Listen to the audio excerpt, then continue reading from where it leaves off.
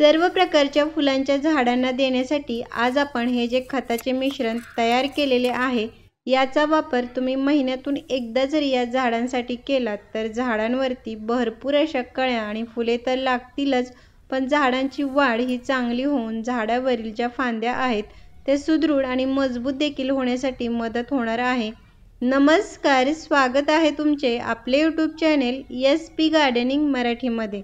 आज आपण या व्हिडिओमध्ये फुलांच्या झाडांना भरपूर अशा कळ्या आणि फुले येण्यासाठी कोणकोणती खते द्यायची हे आपण पाहणार आहोतच, पण या झाडांची काळजी कशी घ्यायची, त्यासाठी कोणकोणती कामे करायची याची देखील माहिती आपण या व्हिडिओमध्ये पाहणार आहोत।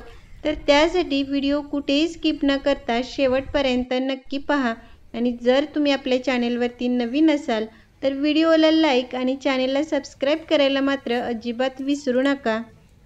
बऱ्याच वेळा आपण ही जी कुंडीमध्ये फुलांची झाडे लावलेली असतात त्यांना योग्य वेळी योग्य ती खते देऊन देखील झाडांची चांगली अशी वाढ होत नाही किंवा झाडावरती कळ्या आणि फुले देखील ही जास्ती प्रमाणामध्ये लागत नाहीत, कारण झाडांना वातावरणातील बदलामुळे किंवा झाडांना पाणी हे कमी जास्त प्रमाणामध्ये झाल्यामुळे देखील झाडांवरती ही कीड लागत राहते आणि झाडावरती जर कीड लागली असेल तर झाडांची वाढ होत नाही आणि फुले देखील ही कमीच लागतात। तर त्यासाठी झाडांवरती आठवड्यातून एकदा तरी हा घरगुती कीटकनाशकाचा हा फवारा करावा।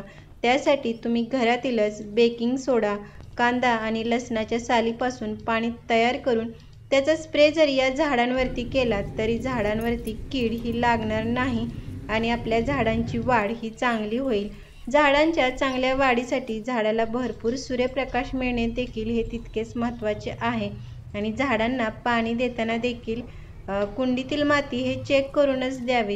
सर्व प्रकारच्या फुलांच्या झाडांना देण्यासाठी मी आज या ठिकाणी ह्या 4 प्रकारच्या खतांचा वापर हा करणार आहे।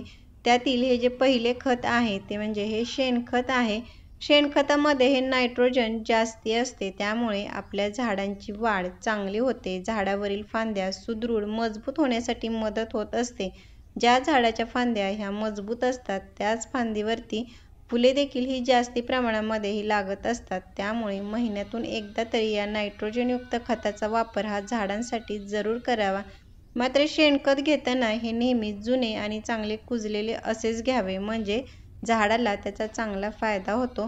त्यानंतर मी कांद्याच्या आणि बटाट्याच्या सालींची पावडर घेतलेली आहे आणि काही केळीच्या सालीचे सुकलेले तुकडे घेतलेले आहेत।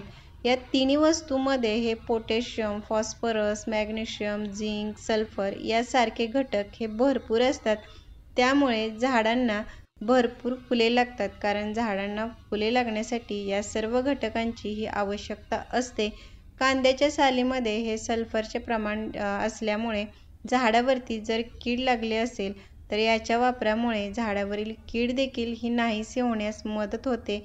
झाडावरील कळ्यांचा, फुलांचा आकार मोठा होऊन फुलांचा रंग देखील हा गडद होण्यासाठी ही मदत होत असते।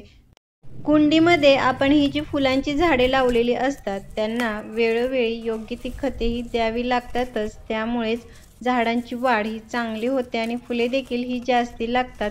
पण खते देण्याबरोबरच कुंडीतील ही जी माती आहे ती दर 15 ते 20 दिवसातून एकदा तरी अशा प्रकारे हलवून मोकळी करायची, त्यामुळे कुंडीतील जी माती आहे ती भुसभुशीत होते आणि अशा भुसभुशीत मातीमध्ये आपल्या झाडांची वाढ ही चांगली होते। आता हे जे तयार केलेले खताचे मिश्रण आहे ते झाडाच्या आकारानुसार हे 1 किंवा 2 मुठी या प्रमाणामध्ये सर्व फुलांच्या झाडांना तुम्ही देऊ शकता। जर आपल्या झाडाची कुंडी 8 ते 10 इंचाची असेल तर 1 मुठी आणि त्यापेक्षा मोठी कुंडी असेल तर 2 मुठी या प्रमाणामध्ये हे खत तुम्हाला द्यायचे आहे। हे खत तुम्ही गुलाब, जास्वंद, मोगरा यासारख्या सर्व प्रकारच्या फुलांच्या झाडांना हे देऊ शकता। मात्र ही कोरडी खते जेव्हा आपण झाडाला देतो तेव्हा ती कुंडीतील मातीमध्ये ही व्यवस्थित मिक्स करून घ्यायची, म्हणजे झाडाला जेव्हा आपण नंतर पाणी देतो तेव्हा या खतामधील सर्व जी पोषक तत्वे आहेत ती झाडांच्या मुळापर्यंत व्यवस्थित पोहोचतील आणि आपल्या झाडाला त्याचा चांगला फायदा होईल। तर अशा प्रकारे आपल्या घरातीलच काही सालींचा वापर करून देखील त्यापासून खते तयार करून जर तुम्ही फुलांच्या झाडाला दिलीत तर झाडाला अशा भरपूर कळ्या आणि फुले लागण्यासाठी ही मदत होईल. तर कसा वाटला व्हिडिओ मला कमेंट बॉक्समध्ये नक्की सांगा. भेटूयात पुढील व्हिडिओमध्ये. तोपर्यंत बाय.